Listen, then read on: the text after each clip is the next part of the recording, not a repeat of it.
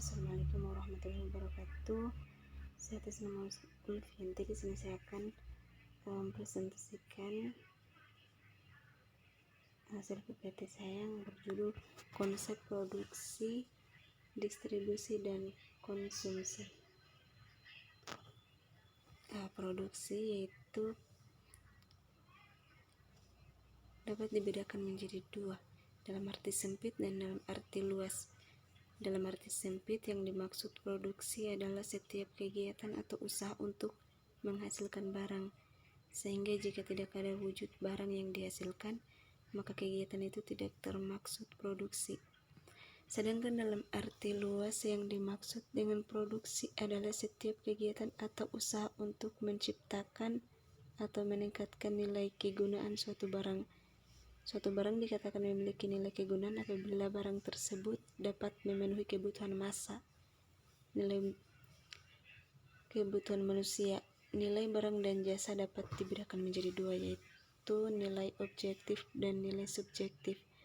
Yang dimaksud dengan barang atau jasa mempunyai nilai objektif adalah kesanggupan barang untuk memuaskan kebutuhan manusia. Misalnya, sepiring nasi dapat memenuhi kebutuhan manusia akan makanan. Nilai subjektif artinya yang diberikan seseorang kepada suatu barang tertentu untuk memuaskan kebutuhannya. Tindakan untuk menciptakan atau menambah nilai guna suatu barang dapat dilakukan dengan cara: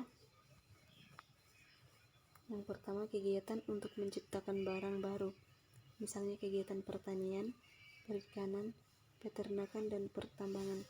Yang kedua, kegiatan dengan cara mengubah bentuk sehingga barang tersebut meningkat kegunaannya, misalnya kayu diubah menjadi meja, kursi, lemari, dan sebagainya. Yang ketiga, kegiatan memindahkan barang dari satu tempat ke tempat lain yang memerlukan sehingga barang tersebut kegunaannya meningkat, misalnya pasir di sungai dipindahkan ke kota tempat pembangunan. Yang keempat, mengatur waktu penggunaan suatu barang, misalnya padi pada waktu panen harganya murah, kemudian disimpan dalam gudang, dan pada saat musim paceklik padi tersebut dijual. Yang kelima, kegiatan memindahkan hak milik sehingga kegunaannya meningkat, misalnya melalui perdagangan, misalnya pada sebuah cangkul dan sabit yang masih dimiliki oleh toko kegunaannya kurang.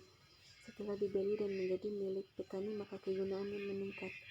Yang keenam, kegiatan menyediakan jasa, misalnya tindakan yang dilakukan seseorang dokter ketika sedang merawat pasien, seorang guru yang sedang mengajar murid-muridnya, kegiatan perbengkelan, persewaan, perkakas, perbankan, asuransi, dan sebagainya. Faktor-faktor produksi. Barang dan jasa yang digunakan sebagai alat pemuas kebutuhan manusia sebagian besar harus diproduksi. Untuk memproduksi barang dan jasa diperlukan faktor-faktor produksi. Adapun yang dimaksud dengan faktor produksi adalah sesuatu yang diperlukan dalam melakukan proses produksi. Faktor-faktor produksi tersebut adalah sebagai berikut.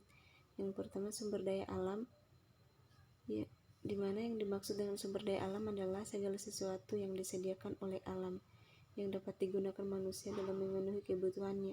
Sumber daya alam ini dapat berupa tanah, pasir, hewan, bahan-bahan tambang, dan sebagainya. Sumber daya alam dapat dikelompokkan menjadi dua macam. Yang pertama, sumber daya alam yang dapat diperbarui, yaitu kekayaan alam yang dapat diremajakan atau diusahakan kembali. Misalnya, hutan dapat diremajakan kembali melalui reboisasi, hewan dapat dikembang biakan sehingga jumlahnya memenuhi kebutuhan. Yang kedua, sumber daya alam yang tidak dapat diperbarui, yaitu kekayaan alam yang tidak dapat diremajakan atau diusahakan kembali. Apabila sumber daya alam tadi sudah habis, maka tidak dapat diusahakan kembali, sehingga pemakaiannya harus diperhitungkan benar-benar dengan tetap menjaga kebutuhan di masa yang akan datang dan tidak merugikan generasi yang akan datang. Sumber daya manusia. Yang dimaksud sumber daya manusia adalah kemampuan atau usaha manusia, baik yang berupa jasmani maupun rohani, yang digunakan untuk meningkatkan nilai guna atau suatu barang. Sumber daya manusia dapat dibedakan menjadi dua, yaitu tenaga kerja rohani dan tenaga kerja jasmani. Tenaga kerja rohani yaitu tenaga kerja yang dalam melakukan pekerjaannya dengan menggunakan pikiran, misalnya seorang pemimpin perusahaan, pengarang, dan sebagainya. Tenaga kerja jasmani yaitu tenaga kerja yang dalam melakukan pekerjaannya banyak menggunakan kemampuan fisiknya, antara lain buruh, kuli, tukang beca, dan pesuruh. Di lain pihak, tenaga kerja dapat juga dibedakan menjadi tiga, yaitu tenaga kerja didik, tenaga kerja terlatih, dan tenaga kerja yang tidak terdidik dan tidak terlatih. Tenaga kerja terdidik yaitu tenaga kerja yang memerlukan proses pendidik yang diselenggarakan oleh lembaga pendidikan formal. Sebagai contoh antara lain dokter, insinyur, dan guru. Tenaga kerja terlatih yaitu tenaga kerja yang dihasilkan melalui latihan yang dilakukan secara terus-menerus. Misalnya penjahit, sopir, tukang cukur, tukang batu, dan tukang kayu. Sedangkan tenaga kerja yang tidak terdidik dan tidak terlatih itu tenaga kerja yang memerlukan pendidikan tertentu maupun latihan tertentu. Sumber daya modal. Sumber daya modal di sini adalah segala daya atau barang yang dihasilkan untuk dipakai menghasilkan barang atau jasa selanjutnya. Contohnya adalah uang, tanah, mesin-mesin, peralatan, kendaraan, gedung, dan sebagainya. Dilihat dari asal atau sumber modal, maka modal dapat dibedakan menjadi dua, yaitu modal sendiri dan modal asing. Modal sendiri adalah modal yang berasal dari pemilik atau calon pemilik. Modal asing adalah modal yang berasal dari pinjaman, baik yang berasal dari persoalan atau perusahaan bank. Dilihat dari kepentingannya, modal dapat dibagi menjadi dua, yaitu modal pribadi dan modal masyarakat. Modal pribadi adalah modal yang digunakan untuk menghasilkan barang atau jasa untuk memenuhi kepentingannya sendiri, misalnya kendaraan pribadi yang disewakan, rumah yang disewakan, dan lain-lain. Modal masyarakat adalah modal yang digunakan untuk memenuhi kebutuhan masyarakat, misalnya modal untuk membangun jembatan, jalan raya, rumah sakit, dan sebagainya.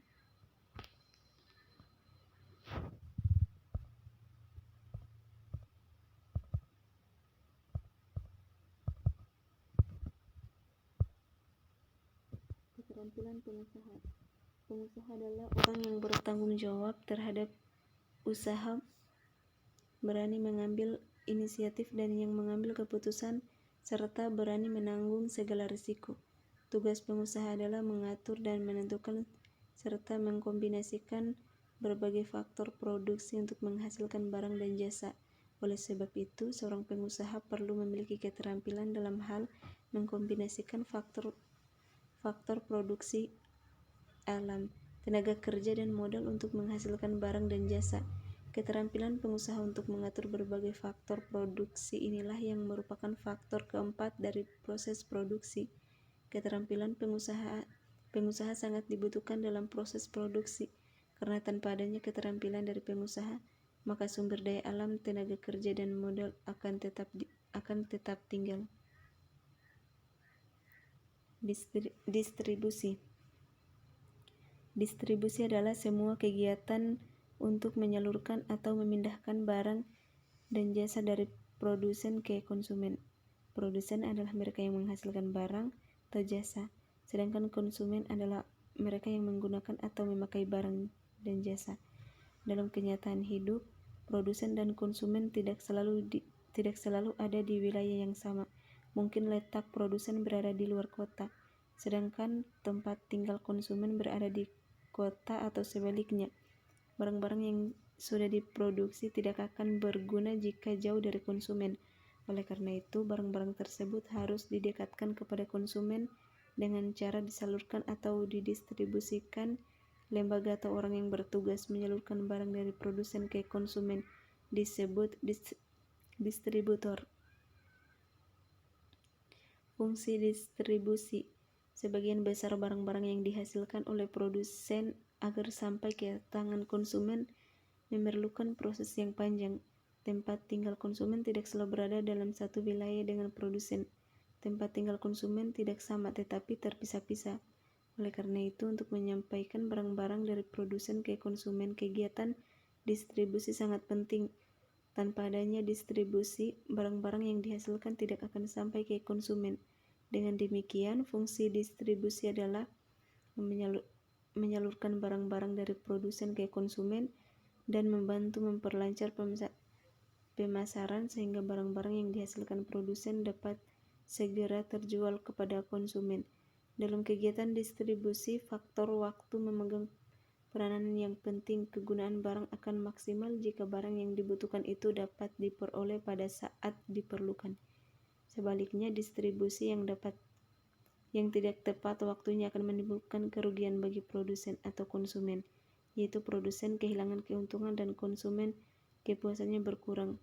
Misalnya menjelang hari raya Natal, banyak penduduk yang memerlukan baju baru. Seandainya distribusi pakaian terlambat, maka pakaian tidak terjual sehingga perusahaan kehilangan keuntungan. Sementara itu banyak orang kecewa karena tidak dapat mengenakan baju baru pada saat hari raya Natal tersebut. Saluran distribusi.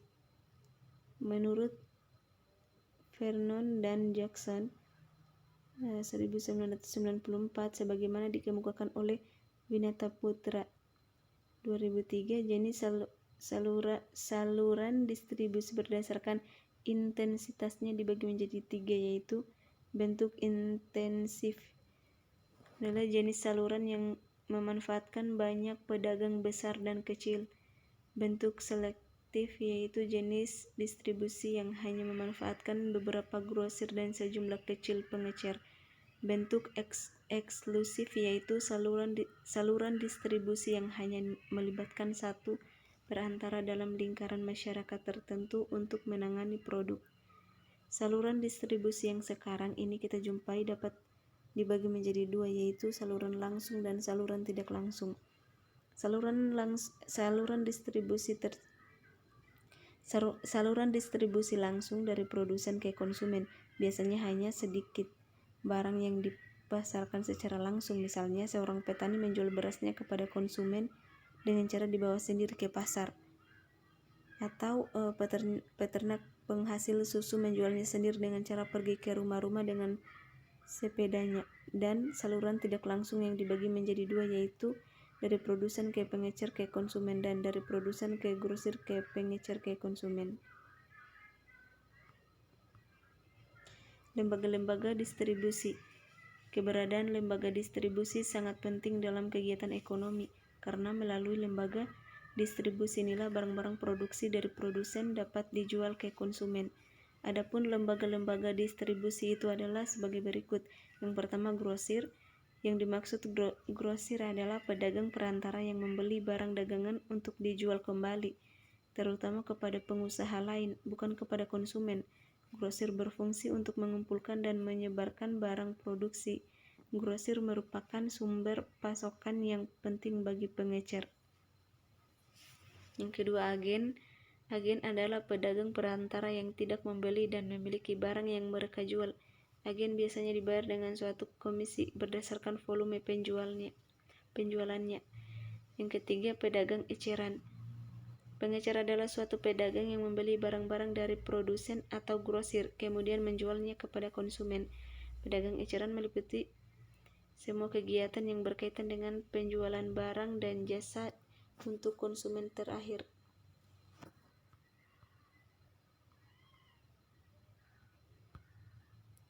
Alat-alat distribusi.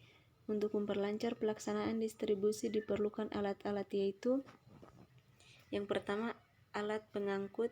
Alat pengangkut berguna untuk memindahkan atau menyalurkan barang dari satu tempat ke tempat lain.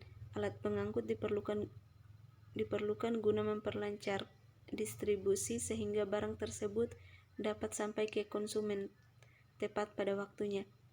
Alat penyimpanan atau gudang. Gudang diperlukan untuk menyimpan barang yang belum terjual serta untuk menampung barang yang belum tersalurkan. Selain itu, gudang digunakan untuk menghimpun barang jadi yang siap untuk dijual atau bahan baku yang digunakan untuk proses produksi. Yang ketiga, alat promosi. Alat promosi sangat penting dalam perdagangan, yaitu usaha untuk memperkenalkan barang-barang kepada masyarakat umum. Melalui promosi diharapkan masyarakat umum sebagai konsumen tertarik, sehingga konsumen ada minat untuk membeli. Cara yang dapat digunakan dalam promosi antara lain melalui iklan, reklam, selebgram, pameran, majalah, radio, televisi, dan sebagainya. Konsumsi. Konsumsi adalah tindakan manusia untuk mengurangi atau menghabiskan guna suatu barang selama masih hidup.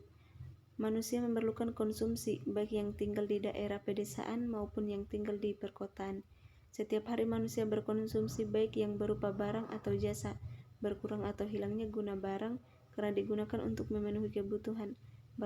Barang dan jasa merupakan alat untuk memenuhi kebutuhan manusia. Secara garis besar, barang konsumsi dapat dibedakan menjadi dua, yaitu barang konsumsi yang gunanya habis dalam satu kali pemakaian, sehingga setelah digunakan barang tersebut menjadi tidak berguna lagi. Sebagai contoh, makanan, minuman, buah-buahan, dan sebagainya.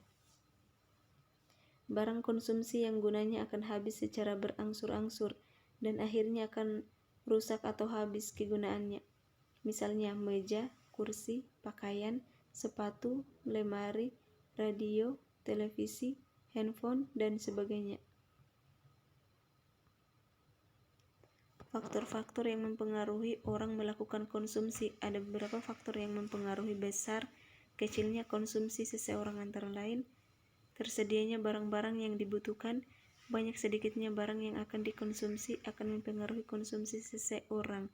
Apabila barang yang tersedia jumlahnya sedikit, maka mereka akan berusaha mengurangi konsumsi. Harga barang. Tinggi rendahnya barang konsumsi akan mempengaruhi banyak sedikitnya konsumsi seseorang. Jika harga barang konsumsi tinggi, maka konsumsi akan berkurang, dan sebaliknya jika harga barang rendah, maka konsumsi mereka bertambah. Ketiga, penghasilan atau pendapatan. Tinggi pendapatannya, penghasilan atau pendapatan seseorang akan mempengaruhi banyak sedikitnya konsumsi. Jika seseorang memiliki penghasilan tinggi, artinya orang tersebut memiliki daya beli yang banyak, sehingga mereka mampu membeli barang dalam jumlah yang banyak, dan konsumsi juga banyak. Sebaliknya, jika pendapat seseorang rendah, artinya daya beli yang dimilikinya juga rendah dan barang yang dapat dibelinya juga sedikit, sehingga konsumsi juga sedikit. Kebutuhan hidup manusia tidak terbatas, sedangkan penghasilan atau pendapatan, maka tidak mungkin semua kebutuhan dapat terpenuhi. Oleh karena itu, kebutuhan-kebutuhan manusia perlu dikelompokkan berdasarkan atas penting tidaknya kebutuhan orang yang bersangkutan. Kebutuhan yang penting atau kebutuhan yang mendesak harus didahulukan untuk dipenuhi, sedangkan kebutuhan yang kurang penting atau kurang mendesak dapat ditunda. Urutan kebutuhan seseorang yang disusun berdasarkan tingkat kepentingannya disebut skala kebutuhan. Skala kebutuhan setiap orang tidak sama, mengingat tingkat kepentingan kebutuhan juga tidak sama. Meskipun demikian, skala kebutuhan selalu menggambarkan urutan kebutuhan berdasarkan tingkat kepentingannya, di mana kebutuhan yang paling penting merupakan kepentingan yang lain atas. Contoh skala kebutuhan untuk seseorang. Yang pertama, makanan, kedua pakaian, ketiga tempat tinggal, keempat kesehatan, kelima pendidikan, keenam sosial, ketujuh hiburan, 8 menabung, dan lain-lain. Nilai suatu barang. Nilai suatu barang adalah kemampuan suatu barang untuk ditukarkan dengan barang lain, serta kemampuan barang untuk dapat dipakai memenuhi kebutuhan. Suatu barang dikatakan mempunyai nilai apabila barang tersebut mempunyai kemampuan untuk dipakai atau dapat ditukarkan dengan barang atau jasa lain. Penilaian suatu barang antara orang yang satu dengan yang lain tidak selalu sama, dan pada umumnya tergantung dari mana cara penilaian itu dilakukan secara siapa yang menilai barang tersebut. Sehubungan dengan hal tersebut, maka nilai suatu barang dibedakan menjadi dua, yaitu yang pertama, nilai tukar.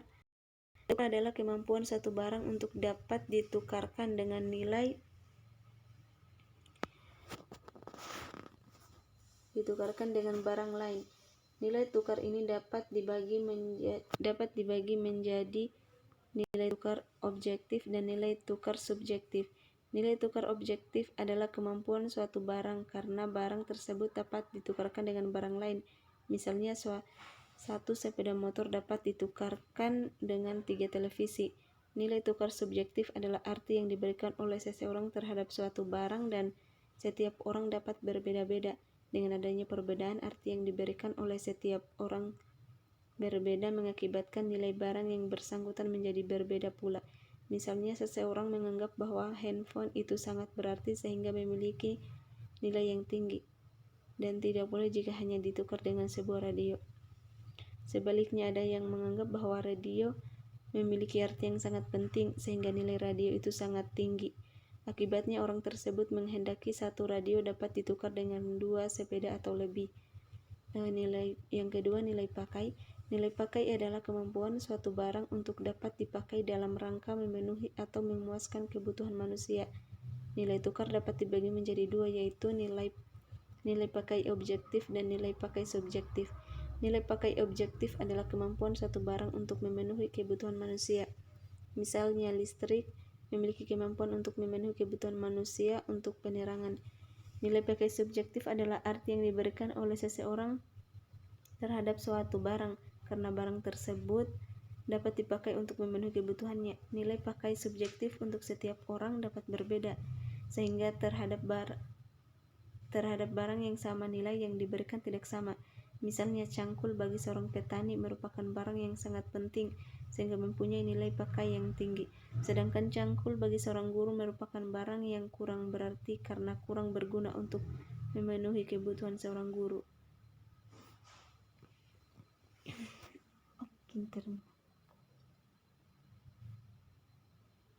Itulah yang dapat saya jelaskan.